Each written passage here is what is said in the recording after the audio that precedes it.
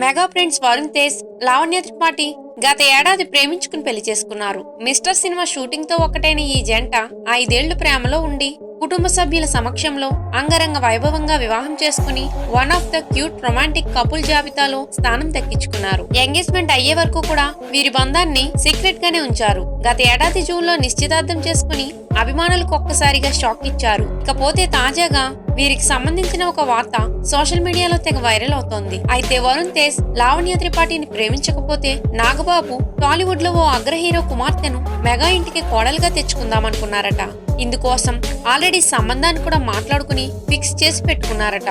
Varun Tej life లో settle అయ్యాక ఆ స్టార్ హీరోతో మరోసారి మాట్లాడి పెళ్లి చేసేద్దామని భావించారట. కానీ ఈలోపే లావణ్యని ప్రేమిస్తున్నానని చెప్పి వరుణ్ బాంబు పేల్చాడు. కుటుంబ సభ్యులను ఒప్పించి పెళ్లి కూడా చేసుకున్నాడు. ఈ వార్త ఎంతవరకు నిజమో తెలియదు కానీ ప్రస్తుతం సోషల్ మీడియాలో వైరల్ అవుతోంది.